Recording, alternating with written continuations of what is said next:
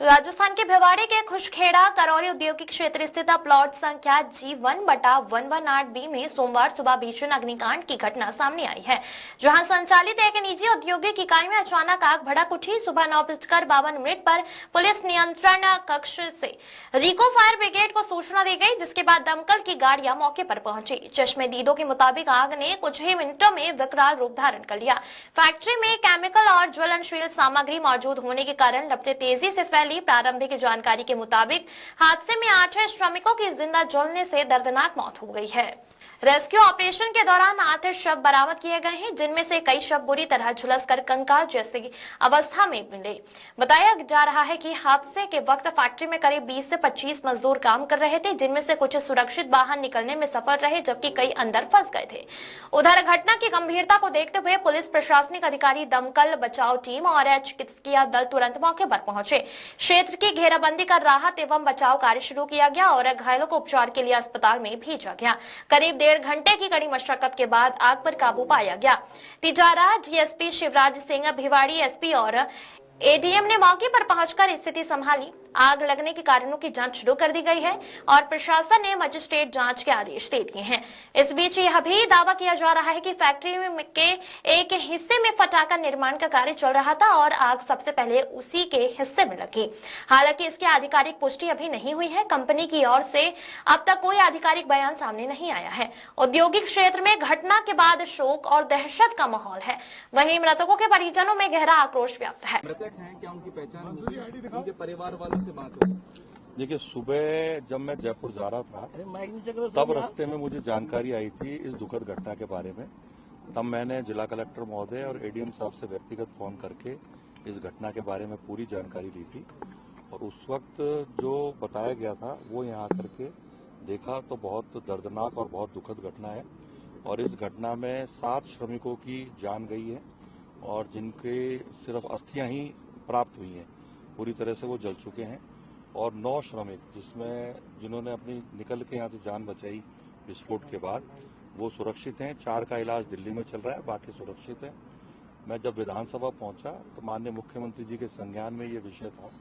उन्होंने मुझे बुलाया और मुझे निर्देशित किया कि आप तुरंत प्रभाव से भिवाड़ी के लिए रवाना हुए। उस निमित्त में आया हूँ। जिला कलेक्टर महोदय से जानकारी करने पर मुझे प्राप्त हुआ कि ये फैक्ट्री रिको द्वारा श्री राजेंद्र जी के नाम प्लॉट दिया गया था। उन्हीं के नाम ही बिजली का कनेक्शन है और उन्होंने इस प्लॉट को सबलीज कर दिया था किसी दिगर व्यक्ति को। और ये चूंकि गारमेंट जोन है, यहाँ कोई और व्यवसाय हो नहीं सकता और कोई उद्योग चल नहीं सकता गारमेंट व्यवसाय के अलावा। लेकिन दुखद यह है कि यहाँ आतिशबाजी का काम हो रहा था और बंद करके हो रहा था, बाहर ताला लगा के, अंदर जिस प्रकार से हो रहा था, लेकिन गैर कानूनी और गलत तरीके से हो रहा था, जो मुझे जानकारी जिला प्रशासन ने दी है। जिन मृतकों की आपने बात करी है श्रमिकों की, क्योंकि उनके केवल अस्थियां ही प्राप्त हुई हैं, उसमें परिवारजन से बात हुई है। डीएनए टेस्ट के माध्यम से उनकी पहचान होगी। और चूंकि बताया गया कि बिहार के ज़्यादातर ये श्रमिक गण हैं और मोतिहारी जो हमारे कलेक्टर हैं, हमारी कलेक्टर साहब और मोतिहारी कलेक्टर साहब से लगातार सतत संपर्क में भी है। और आने वाले समय में जो 7 श्रमिक जिनके अस्थि हमको प्राप्त हुई हैं, डीएनए के माध्यम से जांच करके उनकी पहचान। क्योंकि आपको साबित हो रहा है कि लापरवाही तो हुई है, तो प्रशासनिक अधिकारी उन पर कार्रवाई होगी, क्योंकि आप लोग खुद कह रहे हैं कि लापरवाही तो हुई है, फैक्ट्री बंद करके गारमेंट्स के लिए ये पूरा प्लॉट था, लेकिन पटाखे बनाए जा रहे हैं। देखिए, राज्य सरकार के द्वारा जिला अधिकारी को और सभी अधिकारी विभागों के अधिकारियों को, विशेष रूप से रिको और पॉल्यूशन बोर्ड जो भी अधिकारी हैं, उन सबको निर्देशित किया गया। एक ज्वाइंट टीम बनाई गई है और पूरे भिवाड़ी औद्योगिक क्षेत्र में, खुशखेड़ा क्षेत्र में जो भी औद्योगिक इकाई चल रही हैं, उनका सघन परीक्षण किया जाएगा। जिस औद्योगिक इकाई जिस चीज़ के लिए इसने अपना जो भी सर्टिफिकेट ले रखा है जिसको चलाने के लिए, यदि वो उसके विपरीत चलाई गई तो उन उद्योगों को बंद भी किया जाएगा। और वो अभियान अभी से ही शुरू हो चुका है। में हमारे पुलिस अधिकारियों ने बताया कि एफआईआर मांग ली गई है, जल्द एफआईआर दर्ज करके न्यायोचित कार्रवाई।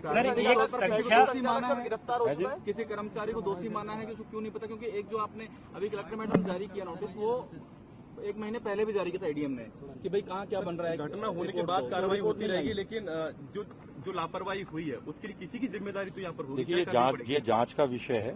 आने वाले समय में जांच में जो भी दोषी पाया जाएगा उसके खिलाफ कार्रवाई। सर, यहाँ ये सबसे बड़ी चौथी कार्रवाई है। ये सबसे बड़ी कार्रवाई 3 मिनट से पहले नंबर्स को लेकर के क्या हो गई नंबर्स जो 9-7 आपने बताए हैं सिर्फ उतने ही हैं, बाकी अब रूल आउट आप कर रहे हैं कि और कोई भी मिसिंग देखिए नहीं जो है? फैक्ट्री के, क्योंकि मालिक से तो अभी शायद बात हो नहीं पाई है, जो चला रहे थे इसको, जो मैनेजर इसको रन कर रहा था वो पुलिस के पास है, अभी जो मुझे जानकारी दी गई उससे जानकारी मिली है। और एक मिनट जो श्रमिकों का ठेकेदार है उसका साला भी शायद इसमें घायल अवस्था में पाया गया है, उसने जो जानकारी दी है उस जानकारी का अधिकृत सूचना जो मुझे पुलिस ने दी है वो मैं आपको बता रहा हूँ। क्या सरकार की तरफ से कोई सहायता भी जारी की जाएगी? देखिए श्रम विभाग के जो भी नियम होंगे उसके तहत कार्रवाई की जाएगी। इस पे ट्वीट करा है अभी और हाल ही में दुख भी जताया है। निश्चित रूप से माननीय प्रधानमंत्री जी, माननीय मुख्यमंत्री जी संवेदनशील है और देश के किसी भी हिस्से में इस प्रकार की घटना घटती है तो ये घटना मैं अमानवीय मानता हूँ, बहुत दुखद घटना है।